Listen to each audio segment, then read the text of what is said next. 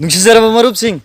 ngasi aina puzareba topic si yam samba topic amni masi mayamna he hangbirakpa aduna ai video si semdrasu yaba yamna live video ni ko adubo masim tangdi semna ba haiduna haibirakpa dagi ai video si semjabani kaino ni aina mamangda video ma thagat chagi na khoi gi phone da khoi gi blue light filter si narga mid chokpa phabagi matangda haijagi ba video duda aina application khara aina haijabani hadi twilight adagi blue light filter aina aduga MI mobile singi adagi MI danate mobile khara da masagi yaujaba adi eye protection ani yaujaba yawi adagi reading mode haina yaujaba su yawi adu tongana phone du da yaurak tongana application logtharagadi kamaina sinagani haibudu he yam toina hangbiragi masigi dama aina hojiki hariba blue light filter si ai phone sida hapagadi hariba application ji matau karamna sinagadabno haiba mawong do ai hojik ai ucherage sum iPhone screen dagi tawraga aduga aina mamangi video so haijagre ai handak si comment hanbasi kitang nangdre thabak aruba ma leibadagi aduna ai si tha ani gumbadang de ai si khara luba problem ama mayok nari aduna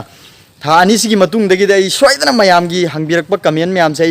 hanba ngamna ba hona jage haiba wafam simda thamjari aduga lapiro ngasigi topic tugi ai phone screen ko nana ucharage aina huje haijari mong du mak ai si phone ji da ucharage ahan bada adomna haidi play store dagi logthabi rasu yare adagi japia sharit singda imanaba singdagi kapnar su yare ko adu play store dai sangsin jare play store da sangbiraga sum blue light filter han sum thabi rasu yare blue light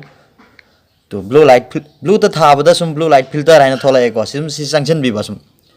smaina to si sangsin bi matam da to si leire blue light filter haina sigi twilight si so editor choice ne ko adagi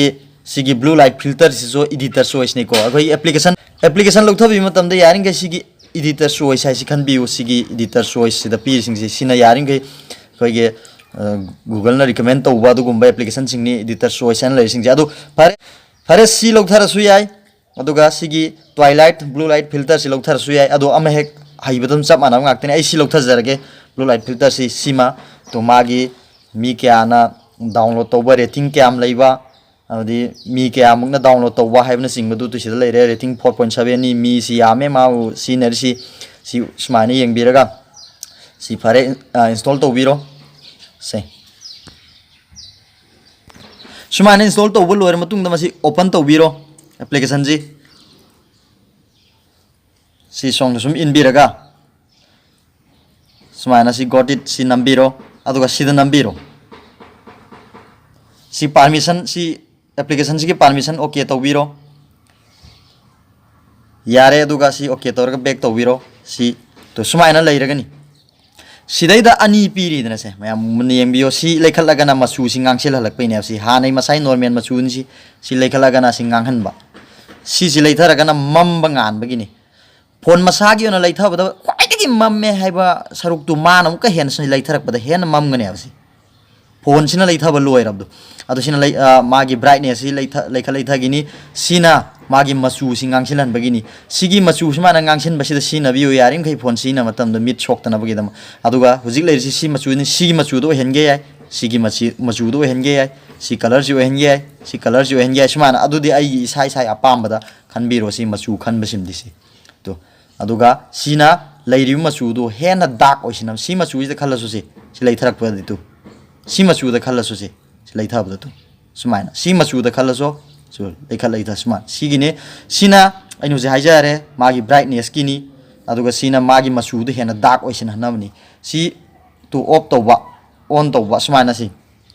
pare si leire aduga sumaina sing thabiraga tu sida tho laini ab tu sidagi samna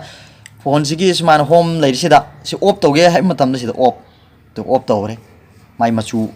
hane ga seng phone adu on to ga kan tu sumaina si ngaksin hanini hena sumaina si sina ba aduga ayung thin matam oire ai sina ro ha kan si off hek to wi ba ai numidang matam oire on to ge hai matam si ta sumaina on to re sina bi ba yai magi notification bar da sida tho laini sidai setting da sum changlaga sum tu app ki khuthang da changudra ka so haidi sumaina application du thirudraga so application ji thirudraga so isam jamna sidagi singtharaga tu si setting gi sai nam le sida changbiraga tu sumaina sum sina ba yagani aduga ꯑꯗꯒꯤ notification bar ꯍꯥꯏꯗꯤ notification bar ꯍꯥꯏ ꯇꯨꯏꯁꯤꯗ ꯁꯤꯡꯊꯕꯗ ꯌꯥꯎꯔꯤꯁꯤ ꯑꯗꯨꯒ ꯑꯦꯄ꯭ꯂꯤꯀꯦꯁꯟꯁꯤ notification ꯕꯥꯔꯗ ꯇꯨꯏꯁꯤꯗ ꯊꯣꯛꯏꯁꯤ ꯊꯣꯛꯍꯜꯂꯣꯏ ꯍꯥꯏꯔꯒꯅ ꯁꯤ ꯑꯣꯟ ꯇꯧꯔꯒꯅ ꯁꯤ ꯊꯣꯛꯀꯅꯤ ꯁꯨꯃꯥꯏꯅ ꯑꯗꯨꯒ of ꯇꯧꯔꯒꯅ ꯁꯤ Android version 7.1ꯒꯤꯗꯃꯛꯇꯗꯤ ꯑꯦꯄ꯭ꯂꯤꯀꯦꯁꯟꯁꯤ ꯑꯦꯛꯖꯤꯠ ꯇꯧꯕꯤꯌꯨ ꯇ꯭ꯔꯅꯣꯠ ꯑꯣꯏ ꯁꯤ ꯑꯩ ꯍꯧꯖꯤꯛ ꯅꯣꯇꯤꯐꯤꯀꯦꯁꯟ ꯕꯥꯔꯗ ꯑꯣꯐ ꯇꯧꯔꯦ ꯑꯗꯨꯕꯨ ꯁꯤꯗ ꯌꯥꯎꯔ ꯂꯩꯔꯝꯒꯅꯤ ꯌꯥꯎꯍꯜꯂꯣꯏ ꯍꯥꯏꯔꯒꯗꯤ ꯁꯤ ꯑꯣꯐ ꯇꯧꯕꯤꯕ ꯇꯥꯕꯗꯣ ꯌꯥꯎꯔꯕ ꯁꯤꯗ ꯂꯩꯇ꯭ꯔꯦꯀꯣ ꯑꯦꯄ꯭ꯂꯤꯀꯦꯁꯟ ꯁꯤ ꯑꯣꯐ ꯇꯧꯗ꯭ꯔꯒꯗꯤ ꯅꯣꯇꯤꯐꯤꯀꯦꯁꯟ ꯕꯥꯔꯗ ꯑꯗꯨꯝ ꯊꯣꯛꯑ ꯂꯩꯅꯤ ꯁꯤ ꯑꯣꯟ ꯇꯧꯔꯒꯗꯤ ꯁꯨꯝ ꯌꯥꯎꯔ ꯂꯩꯅꯤ ꯇꯨ ꯑꯗꯨꯒ ꯅꯣꯇꯤꯐꯤꯀꯦꯁꯟ ꯕꯥꯔꯁꯤꯁꯨ ꯑꯣꯟ ꯇꯧꯔ ꯊꯝꯕꯤꯌꯨ ꯁꯨꯃꯥꯏꯅ ꯁꯤ ꯁꯤꯖꯤꯟꯅꯕ ꯌꯥꯝ ꯆꯝꯃꯤ ꯌꯥꯝ ꯂꯥꯏ ꯁꯤꯅ ꯑꯩꯈꯣꯏ ꯃꯤꯠꯁꯤꯕꯨ ꯄꯨꯔꯥ ꯁꯣꯛꯍꯟꯕꯗꯒꯤ ꯃꯥꯅ ꯀꯟꯕꯃꯛꯇꯤ ꯅꯠꯇꯦ ꯈꯔ ꯃꯈꯩꯗꯤ ꯃꯥꯅ ꯍꯟꯊꯍꯜꯂꯤ ꯍꯥꯏꯕꯒꯤꯗꯃꯛ ꯃꯁꯤ ꯁꯤꯖꯤꯟꯅꯕꯤꯌꯨ ꯍꯥꯏꯗꯅ ꯈꯪꯍꯩꯁꯤꯡꯅ ꯐꯣꯡꯗꯣꯛꯄꯒꯤ ꯋꯥꯅꯤ ꯁꯤ ꯈꯛꯇꯅꯤ ꯌꯥꯝ ꯆꯝꯕ ꯃꯦꯊꯠ ꯑꯃꯅꯤ ꯁꯤ ꯃꯌꯥꯝꯅ ꯚꯤꯗꯤꯑꯣꯁꯤ ꯍꯥꯏꯗꯤ ꯑꯦꯄ꯭ꯂꯤꯀꯦꯁꯟꯁꯤꯕꯨ ꯃꯇꯧ ꯀꯔꯝꯅ ꯁꯤꯖꯤꯟꯅꯒꯅꯤ ꯍꯥꯏꯕꯒꯤ ꯃꯇꯥꯡꯗ ꯑꯩꯉꯣꯟꯗ ꯍꯪꯉꯛꯄꯗꯒꯤ ꯚꯤꯗꯤꯑꯣꯁꯤ ꯁꯦꯝꯖꯕꯅꯤ ꯃꯌꯥꯝꯅ ꯂꯥꯟꯅ ꯂꯧꯕꯤꯒꯅꯨ ꯍꯥꯏꯕ ꯋꯥꯐꯝꯁꯤ ꯑꯗꯨꯝ ꯊꯝꯖꯒꯦ ꯑꯗꯨꯒ ꯚꯤꯗꯤꯑꯣꯁꯤ ꯂꯣꯏꯁꯤꯟꯖꯔꯦ ꯚꯤꯗꯤꯑꯣꯕꯨ ꯂꯥꯏꯛ ꯇꯧꯕ ꯀꯥꯎꯕꯤꯒꯅꯨ ꯑꯗꯨꯒ ꯍꯥꯏꯕꯤꯅꯤꯡꯕ ꯋꯥꯐꯝꯁꯤꯡ ꯂꯩꯕꯗ ꯀꯃꯦꯟ ꯕꯣꯛꯁꯇ ꯑꯗꯨꯝ ꯏꯔꯒ ꯍꯥꯏꯕꯤꯔꯛꯎ ꯑꯩꯅ ꯁꯣꯏꯗꯅ ꯃꯌꯥꯝꯒꯤ ꯀꯃꯦꯟ ꯍꯜꯂꯛꯈꯤꯒꯅꯤ ꯍꯥꯏꯕ ꯋꯥꯐꯝꯁꯤ ꯊꯝꯖꯒꯦ ꯑꯗꯨꯒ ꯆꯥꯡ ꯅꯥꯏꯅ ꯇꯦꯛꯀ ꯃꯔꯤ ꯂꯩꯅꯕ ꯚꯤꯗꯤꯑꯣ ꯌꯦꯡꯅꯕꯒꯤꯗꯃꯛ ꯑꯩꯒꯤ ꯌꯦꯡꯁꯤꯟꯁꯤ ꯈꯪꯍꯧꯁꯤ ꯃꯅꯤꯄꯨꯔ ꯍꯥꯏꯕ ꯆꯦꯅꯦꯜ ꯁꯕꯁꯀ꯭ꯔꯥꯏꯕ ꯇꯧꯁꯤꯟꯕꯤꯌꯨ ꯍꯥꯏꯗꯅ ꯋꯥꯐꯝꯁꯤꯃꯁꯨ ꯊꯝꯖꯔꯤ ꯑꯗꯨꯒ ꯚꯤꯗꯤꯑꯣꯁꯤ ꯃꯇꯥꯡꯁꯤ ꯂꯣꯏꯁꯤꯟꯖꯔꯒꯦ ꯕꯥꯏ ꯕꯥꯏ